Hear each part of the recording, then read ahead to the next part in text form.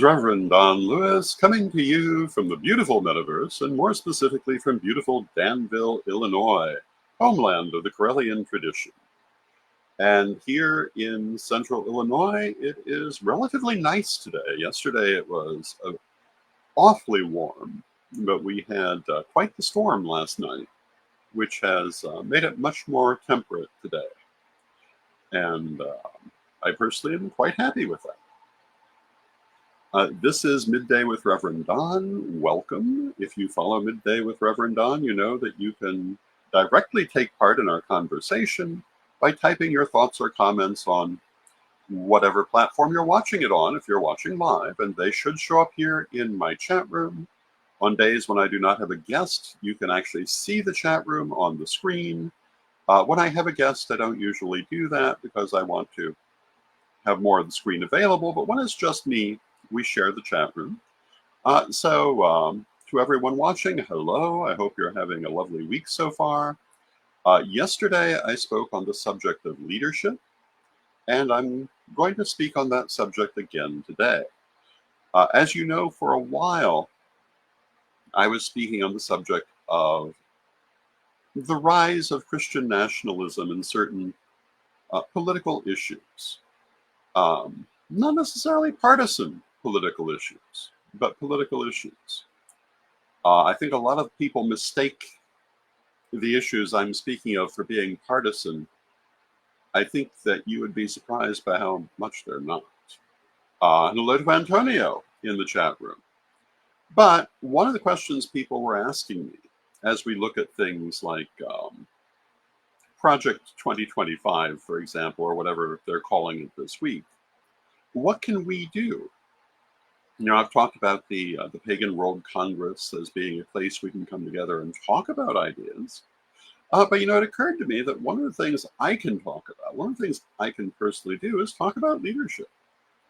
We need some better understanding of leadership in our community. We have some great leaders, but we also, as a community, totally misunderstand the concept of leadership, as well as the techniques of leadership. A lot of our people, in my opinion, are very much ensconced in their shadow and think of things like leadership in very negative terms when these are not negative ideas. Um, and you know, like Pavlov's dogs, they just keep salivating when they hear the bell, um, despite the fact that the cause of salivation is not there. I think that we need to really re-examine many of our attitudes and also our behaviors on this subject. And yesterday, part of what I spoke about is what is a leader. And a leader is a person who inspires others through their words or their actions or their thoughts. And a leader is not a person who commands others, but a person who inspires them. And in any voluntary community such as ours, you can't command anyone. If they don't like what you're saying, if they're not inspired by what you're asking, they can and will walk away. So there is no commanding people, there's no ruling over people. But there is inspiring them. There's leading them by example, by ideas, by vision. And we need to really start to understand leadership in these terms. And hello to Andre in the chat room. Andre says, hello, hello. How are you on this evening on that side of the globe? Well, here it is noon, and I'm quite well. I was saying just a few moments ago that the weather here is much more amenable today. It's been quite the heat spell recently, and we've also been having quite a few storms. And today, these two things came together in a way that has given us, I think, rather nice weather. But as a community, just as we need to reformat our ideas about money, and that ancient bugaboo of pagan poverty consciousness, we need to reevaluate our ideas of leadership if we ever hope to accomplish anything. And leadership, again, is inspiration of others, not control of them. You can never control another person. You can only sometimes control situations. Generally speaking, you're influencing. There is no control. Life is not controllable. So again, you cannot control others. You can influence situations through your actions sometimes. Sometimes you can't. And I was speaking yesterday about how you deal with when you can't influence the situation. If you want to know the quality of someone in a position of leadership, the way to judge that is how they behave when they don't get what they wanted, when they can't bring about the result they desire, and how they react to that. Because that, rather than how they behave in a moment of success, though that is very telling also, that is how you judge the caliber of a person. To put it another way, and I'm quoting various people here or paraphrasing them, but there's the famous saying that you can tell a lot more by how a person treats the people who cannot help them than by how they treat the rich and powerful. This is absolutely so. You can tell a lot more about a person by how they behave in a moment when they have failed at a project than how they behave when they're successful. Everyone can be happy and generous, well, most, when they're successful. How do they behave when something didn't work? I think that tells you far more about a person. And if they are in a moment of success and they still act badly, avoid that person at all costs. That is one of the worst signs you can ever see. One of the things I wanted to talk about today in terms of leadership and life, and I think one of the things we need to look at is that everyone is a leader somewhere in their life. And the things that make a person a good leader also make a person a good person. And how they react to and how they understand failure is a big part of that. A lot of people avoid the impression of failure at all costs.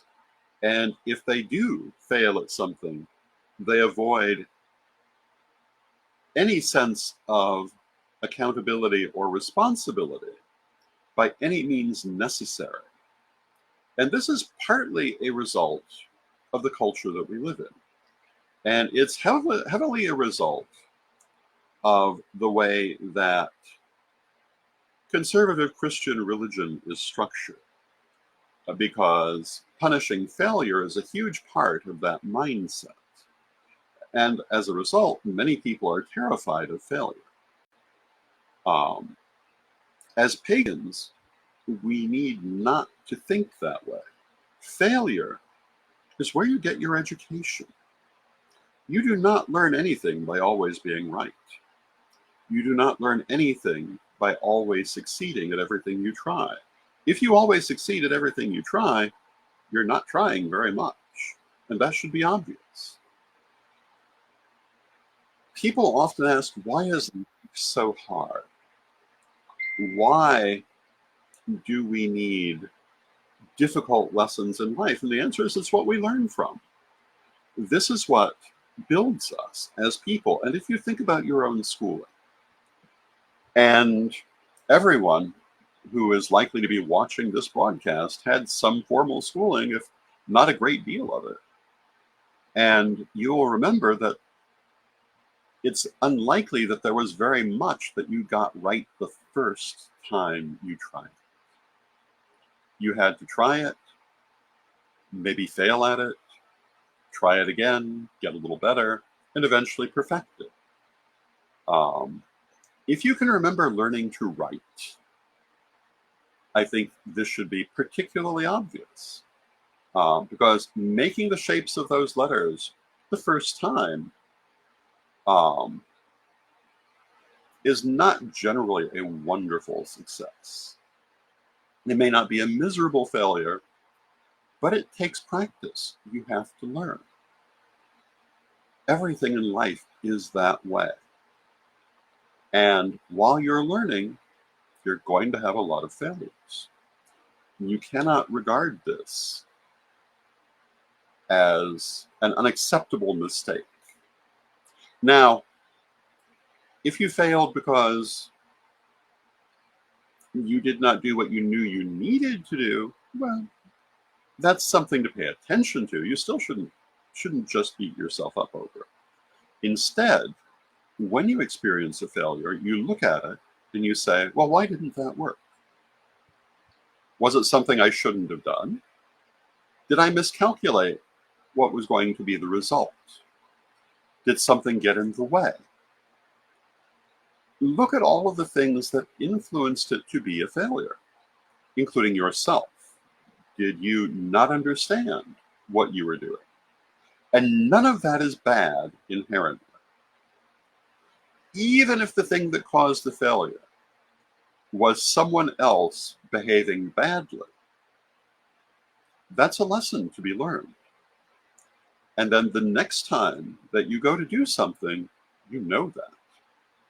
And, if something failed because someone that you were working with um, did something that caused the failure, well, then if you choose to work with them again, that this is something that can happen and not to put them in that same situation. Doesn't necessarily mean you can't work with them again. It does mean that you learn from the experience.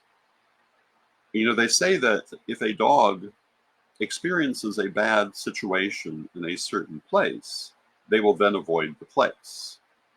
I've not necessarily noticed that to be true, but it's said. You don't want to be like that.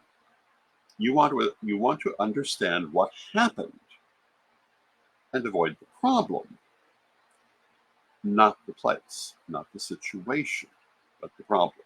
Now, look, Arlene in the chat room. It's good to see you, Arlene. If you had a situation that was important to you and it did not go well, don't beat yourself up because it didn't go well. Study how to make it go well the next time, or whether it's wise to have a next time.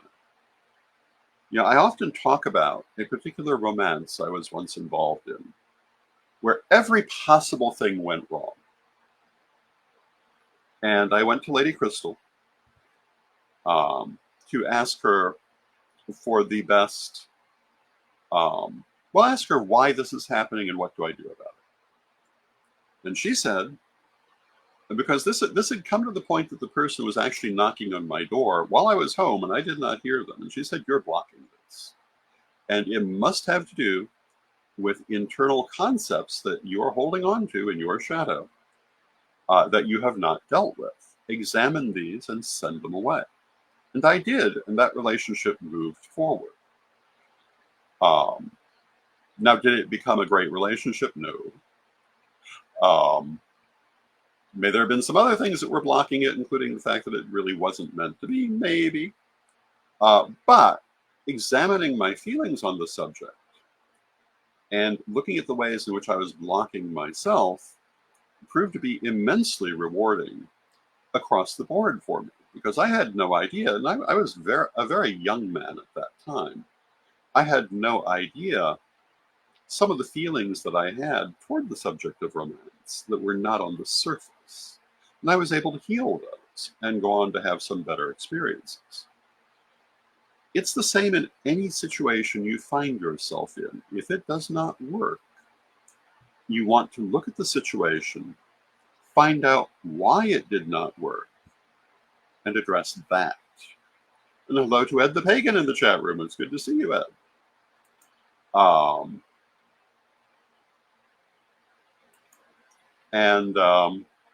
have a comment coming in on a different platform that we're apparently not streaming on YouTube, and I don't know why that would be, but I will have to look into that. We should be.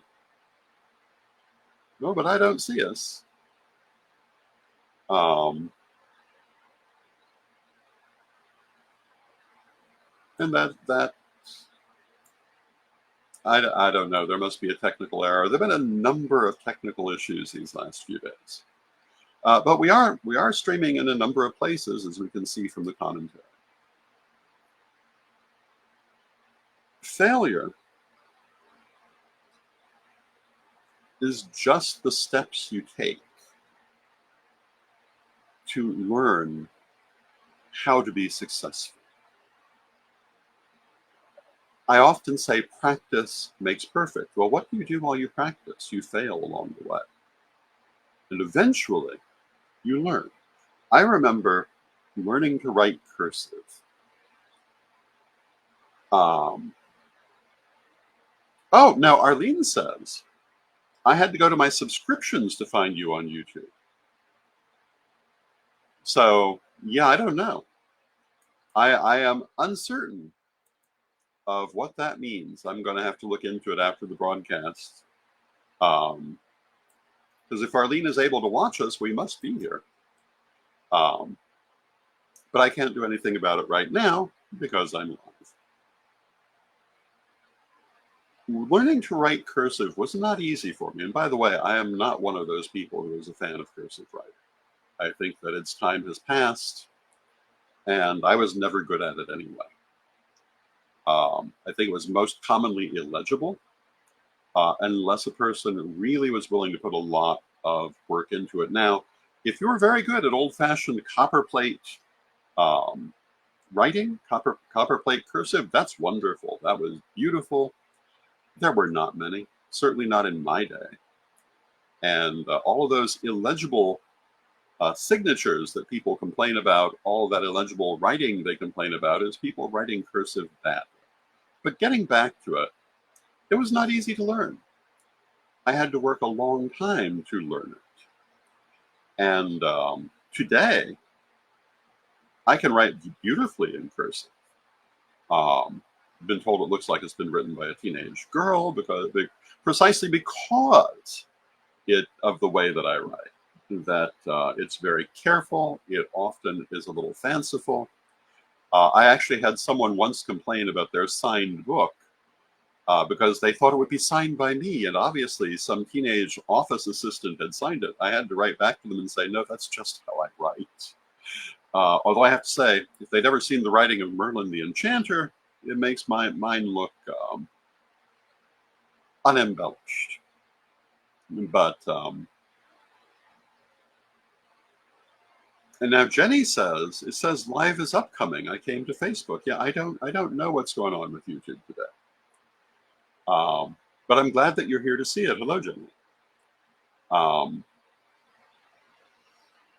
So after many failures, by the time I was in third grade, my teacher, maybe it was fourth grade, but she said, and she was speaking to me and my friend George, if I remember correctly. And she says, you write, how was it? You write like a demented turtle or something like that. And I want to work with you and help your writing. And she did.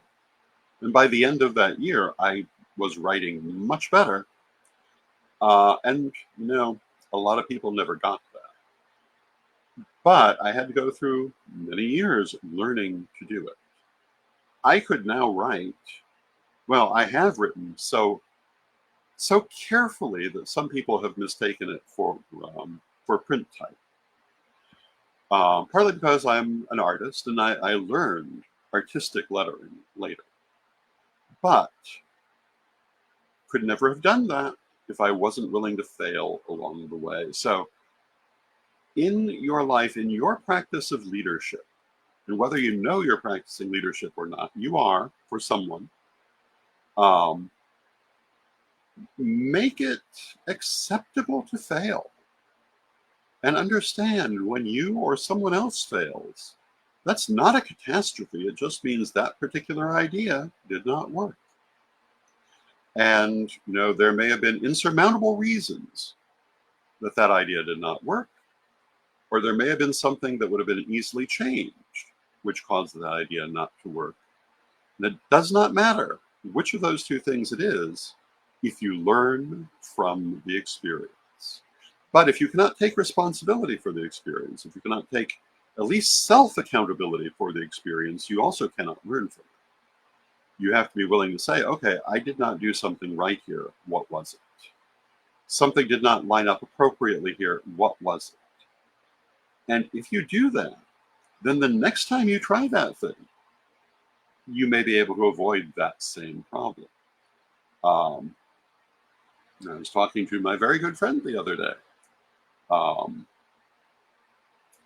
at the Pagan in the chat room, and we were talking about how he has had probably more failures than successes in his career, but the successes have been very successful because the failures educated him for them. Same is true for me. I've been involved in many things that did not work out. But because of that, the things that did work out were well informed. And this is going to be true for you too. Don't panic because something didn't work. Find out why. If something did not turn out the way you wanted it to, don't throw a temper tantrum. That's what a 2-year-old does. Don't go accusing everyone else of being responsible for what you wanted to do not working out. Find out why it didn't work out and do better next time. Or as I love to say, do that next right thing. And sometimes that's not going to work either. And then you look at what went wrong with that and do the next right thing. But if you're the dog who always avoids returning to the place where things did not go well, you're just going to keep having more and more problems because you're not learning the lessons. So one of the things that I will do after this broadcast is go and find out what happened to YouTube today so that it does not happen tomorrow. I'm not going to sit here and say, oh, that was terrible. I'm not going to say, oh, I must tell people that we're no longer on YouTube. Obviously, something simply went wrong. I just need to see what it is. I don't know if it was wrong on YouTube or on Restream. I need to find out. But that is the correct response to something failing. Because for us today, our YouTube broadcast apparently failed. Although apparently some people are seeing it, which makes it a very curious situation. But the correct answer to that is to go and find out why, and then correct it tomorrow. This is always the correct response to a failure. And if you're in a position of leadership, or just in a position where you're working with other people, and you find out one of those other people basically tripped up the operation, the correct response is not to just be throwing blame at that person. They may not be worthy of blame at all. They may have made an honest mistake. You may be misdiagnosing the situation. They may have deliberately sabotaged you, or any number of other possibilities. And what you need to do before you make a judgment is try to figure out what actually happened. And if you find out that that person was sabotaging, well, then, you need to bear that in mind. And you need to then handle it like an adult. It is not going to be beneficial to make a witch war out of it, for example. It's much more beneficial to simply make a note that this person might do this and not put them in a position where they can do it again. If you come across someone who is a leader or wishes to be a leader, or claims to be a leader. And their reaction to a failure is to blame everyone else for that failure. They're not much of a leader, and you should avoid them. If you come across a person claiming to be a leader and their reaction to their failure is to scapegoat other people, you really should probably avoid them too. That is not good leadership. Even if someone may have done something they ought not to have done, that is not good leadership. If you come across a person claiming to be a leader who experiences a failure and starts screaming, "Oh no, the sky is falling, I've lost everything," that's not a leader. That's an idiot. Go find some other game. What you want to watch for is the person who, when they experience a failure, simply gets back up and does that next right thing without throwing garbage on everyone else. People who go about throwing garbage on everyone else are a problem, not a leader. If you come across someone who claims to be a leader, and every couple of years they have a new villain who's responsible for everything wrong in their life, was that what you want to learn from them? How to be an eternal victim? Why do that? Why have they not learned how to deal with that situation? My advice is, do not look to that person as a leader. Look to the person who understands that when something fails, it is an education for them, maybe for everyone, and who then applies what they learned to make the next situation more successful. So I think that basically sums up my message for you today, and I hope that you find it interesting.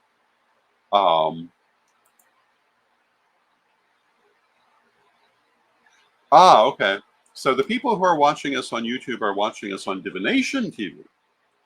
But at any rate, again, this is a momentary failure that I must find out the reason for, and that is the proper reaction.